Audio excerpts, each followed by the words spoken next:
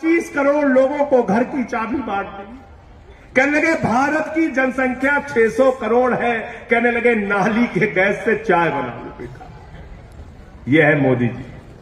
और आज उनसे भी 4 गुना आगे हमारी वित्त मंत्री जी, उन्होंने कहा, लोगों ने कहा भाई रुपया गिर रहा है, डॉलर के मुकाबले रुपया हो गया 83 का, तो वित्त मंत्री जी ने कहा रुपया गिर नहीं रहा है, डॉलर मजबूत हो रहा है।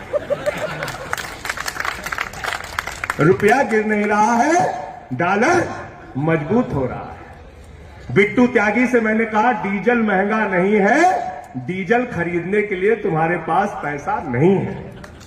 छवि जी से मैंने कहा पेट्रोल महंगा नहीं हुआ, पेट्रोल खरीदने के लिए तुम्हारे जेब में पैसे की कमी हो गई।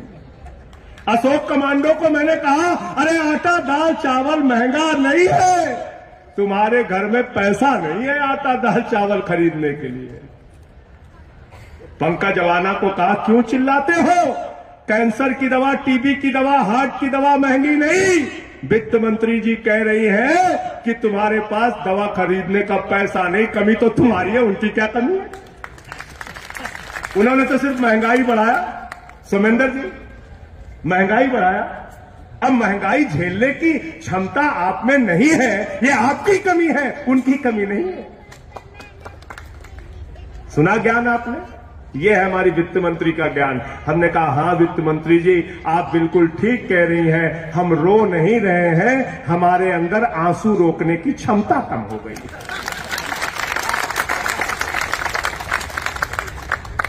गलत तो नहीं कह रहा हूं, गलत तो नहीं कह रहा हूं। ऐसे ज्ञानियों से छुट्टी ले लो मेरे भाई, बर्बाद कर दिया देश को इन्होंने। 155 लाख करोड़ रुपए का कर्जा है हिंदुस्तान के ऊपर, 155 लाख करोड़ का।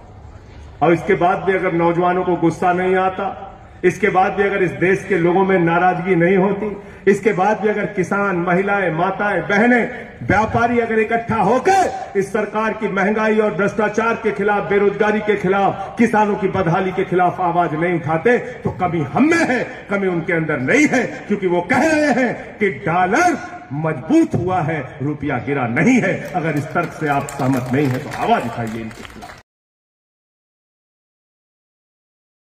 पता चला 47 लाख बच्चों ने, 47 लाख युवाओं ने फॉर्म भरा पीटी का। 47 लाख युवाओं ने, और उन 47 लाख युवाओं को यह कहा गया कि पीटी की परीक्षा पास करनी पड़ेगी। युवाओं ने कहा क्यों पास करनी पड़ेगी? बोले तुम्हें अपनी योग्यता साबित करनी है, तुम लेखपाल बनने के काबिल हो कि नहीं हो, तुम क्लर्क बनने के काबिल हो कि नहीं हो, तुम अधीनस्थ चयन सेवा आयोग की भर्ती में सेलेक्ट होने के काबिल हो कि नहीं हो, पहले इसकी परीक्षा दो तब लेखपाल की परीक्षा देना। पता है आपको, यह है पीटी की परीक्षा। पीटी की परीक्षा से कोई नौकरी नहीं मिलेगी आपको। पीटी की परीक्षा से इस उत्तर प्रदेश के नौजवानों को अपनी योग्यता साबित करनी है कि वो लेखपाल बनने के काबिल है। बारे बाबा योगी जी, उत्तर प्रदेश के अंदर अंगूठा टेक व्यक्ति उत्तर प्रदेश का मुख्यमंत्री बन सकता है, उसके लिए कोई योग्यता नहीं। बाबा जी पढ़े लिखे, मैं उनकी पढ़ाई लिखाई पे सवाल नहीं उठा रहा, लेकिन अगर आप पूछे यूपी के मुख्यमंत्री की योग्यता क्या है, सरकार कहती है अंगूठा टेको तब भी बन सकता है। पूछे शिक्षा मंत्री बनने की योग्यता क्या है, सरकार कहती है अंगूठा टेक है फिर भी शिक्षा मंत्री बन सकता है। स्वास्थ्य मंत्री बनने की योग्यता क्या है, अंगूठा टेक है तब भी मुख्यमंत्री स्वास्थ्य मंत्री बन सकता है। अरे उच्च शिक्षा का, विश्वविद्यालय का मंत्री बनने की योग्यता क्या है, अंगूठा टेक है फिर भी बन सकता है। सांसद बनने की योग्यता क्या है, डॉक्टर महेश शर्मा जी ने कहा अंगूठा टेक है फिर भी बन सकता है। अरे विधायक बनने की योग्यता क्या है, बोले अंगूठा टेक है फिर भी बन सकता है। अच्छा सब कुछ छोड़ो, प्रधानमंत्री बनने की योग्यता क्या, बोले अंगूठा टेक है फिर भी बन सकता है। संजय सिंह, मैं नौजवान साथियों आपसे पूछना चाहता हूं कोई योग्यता है क्या? प्रधानमंत्री बनने के लिए कोई योग्यता है? कोई योग्यता है? कोई परीक्षा पास करनी पड़ती है? विधायक बनने के लिए कोई परीक्षा पास करनी पड़ती है? सांसद बनने के लिए कोई परीक्षा पास करनी पड़ती है? शिक्षा मंत्री, स्वास्थ्य मंत्री, मुख्यमंत्री बनने के लिए कोई परीक्षा पास करनी पड़ती है? नहीं करनी पड़ती है, नहीं करनी पड़ती है, नहीं करनी पड़ती।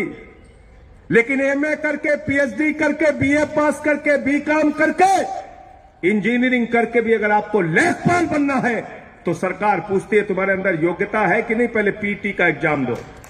इसलिए ये पीटी का एग्जाम नौजवानों का शोषण है। मैं चाहता हूं यूथ विंग के लोग लखनऊ के अंदर आंदोलन करें, अनशन करें, प्रदर्शन करें, छात्र विंग के लोग इनके साथ मिलकर आंदोलन करें। ये पीटी का एग्जाम बंद होना चाहिए। हम कोई पीटी का एग्जाम नहीं देंगे।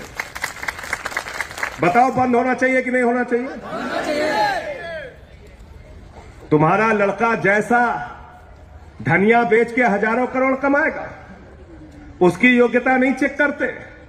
उसको बीसीसीआई का सचिव बना दिया, बेटा हजारों करोड़ क्रिकेट के नाम पे लूटो, अमित शाह के बेटे हो, चिंता करने की जरूरत नहीं।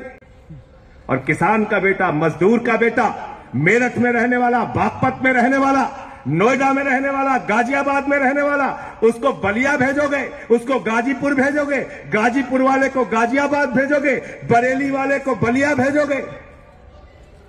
मुझे शर्म आती है उत्तर प्रदेश की आदित्यनाथ की सरकार पे, जो हमारे नौजवानों को जानवरों की तरह गाड़ी में भर के, बसों में भर के पिछले 2 दिनों से परीक्षा केंद्रों पर जाना पड़ रहा है। 1-1 हजार किलोमीटर दूर जाना पड़ रहा है। अरे ऐसे तो जानवर भी नहीं जाते जैसे तुम नौजवानों को लेकर जा रहे हो। आदित्यनाथ जी, मैं पूछना चाहता हूं, नरेंद्र मोदी की रैली होती है, खाने का पैकेट देते हो, बस का किराया देते हो, ट्रेन का किराया देते हो। रैली होती है तो 5 स्टार का स्वागत देते हो। लेकिन जब नौजवान अपनी एक छोटी सी नौकरी के लिए परीक्षा देने के लिए जाता है, और परीक्षा भी नौकरी के लिए नहीं, नौकरी के काबिल है कि नहीं है, इसकी योग्यता की परीक्षा देने जाता है, तो उसका शोषण करते हो। 200-200 रुपए फार्म के ले लिए बाबा जी ने। सोचो 37 लाख बच्चों ने अगर 2000 रुपए भी एवरेज खर्चा किया इस परीक्षा को देने के लिए, तो करीब करीब 740 करोड़ रुपए इस उत्तर प्रदेश के नौजवानों का लूट लिया गया। कितना लूटा गया? 740 करोड़ रुपए लूट लिया गया, दिन दहाड़े डकैती। लेकिन भाजपाइयों के पास जब इनसे आप सवाल पूछे, नौजवानों को रोजगार दे दो, आत्महत्या कर रहे, सरकार कहती है पैसा नहीं है। किसान को फसल का दाम दे दो, आंदोलन कर रहे, सरकार कहती है पैसा नहीं है। अरे जमीन का मुआवजा दे दो, आत्महत्या कर रहे हैं, सरकार कहती है पैसा नहीं है। महंगाई बहुत बढ़ गई, महंगाई कम कर दो, सरकार कहती है पैसा नहीं है।